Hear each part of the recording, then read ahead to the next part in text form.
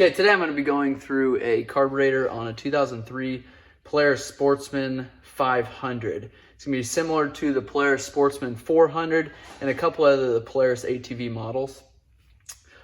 Maybe possibly different jet sizes, maybe different needle sizes.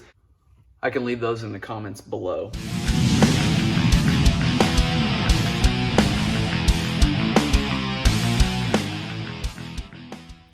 We've got the cables that we pulled off with the carburetor here. Typically, when you're just going to pull this carburetor off to clean and rebuild it, you would leave these cables attached to the actual four-wheeler and just pull them off on a couple different places here, and I'll show you where those are. But I wanted to show you how to do that with the carburetor removed so you can get a better idea. First thing here is your choke cable. That's going to be this cable with this knob here on the end, and then you're going to have your plunger, cap, and spring that sits right here. So to remove this, I take a 12mm wrench there, loosen that up. Once you loosen it just a little bit, a lot of times you can just take and turn it out with your hands. That's a lot easier than trying to get your wrench on there over and over again. So take and pull it out. Your plunger and your spring are going to come with it. Then to pull the plunger off of the cap here, off of the cable, I like to unwind these because there doesn't leave a whole lot of room here. You can see when that cable's wound up, you can see there's not a lot of room there with that spring. You unwind it, then that gives you a little more room to work. So unwind that cable there, and then you can see we've got quite a bit more area with the spring. And then I'm going to take two fingers there, pull that back, pull that plunger off just like that, and then you're able to take that spring off. Pull this rubber cap back a little bit. You've got an 8mm area for a wrench here, then your 12mm area here. You can just take and spin that off. That cap will just pull right over top of that cable there. Then you can take and set that aside. That'd be if you wanted to leave the cable on the four-wheeler. That way you're not dragging that cable underneath your fuel tank. You can just leave that attached.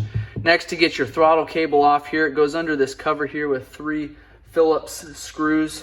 And a lot of times these are tight, so you want to leave these clamps tight on this carburetor before you remove these.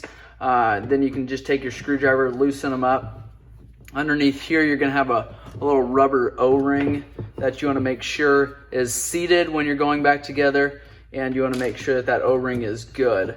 If you get fuel or carb cleaner on it, a lot of times what I'll do is set it in a windowsill to try to shrink it down a little bit, dry it out, because that fuel or that carb cleaner is going to allow that to stretch, and it doesn't sit in there properly, and you want that to seal up so you're not filling this area full of dirt. So take that and set it aside.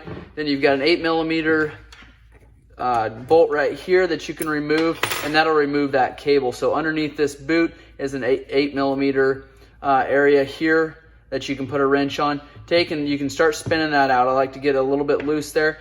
Then you can take your butterfly here and lift it up just like this. Now I take a pick then, and I'll just drag that cable out from behind that pivot point there, and then that will come up with it. So you can just take and slide that off then. Now your cable is ready to come out of there. You can just take and unscrew it back here.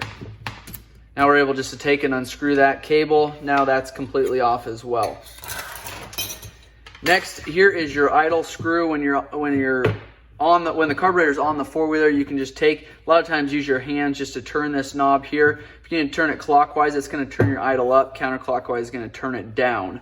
So you want to make sure your four-wheeler is completely warmed up before you go and do that. And you want to make sure you just turn it small increments at a time so that you are not throwing your idle way off when your four-wheeler gets warmed up. What that's doing is opening that butterfly a little bit. If you're just doing about a quarter turn at a time, you're not going to be able to see the difference in that butterfly there. But if you take and do that 3 or 4 turns, that's going to open that butterfly up substantially. You're going to be idling way too high there. So also with your throttle cable, when you go to adjust your throttle cable, you've got a spot on the cable here where you can adjust it. Pull these rubber boots apart there, and then it's going to do the same thing. It's just going to put pressure on this cable there. But that's more for your thumb throttle. You don't want to adjust your idle with that throttle cable. So keep that in mind. You want to only adjust your idle with your turn knob that's going to be underneath your carburetor. Questions on this model, make sure you let me know. I'll do several other videos on some maintenance, kind of an overview of the four-wheeler, replacing CV boots and CV shafts and going through the transmission, stuff like that. Thanks for watching.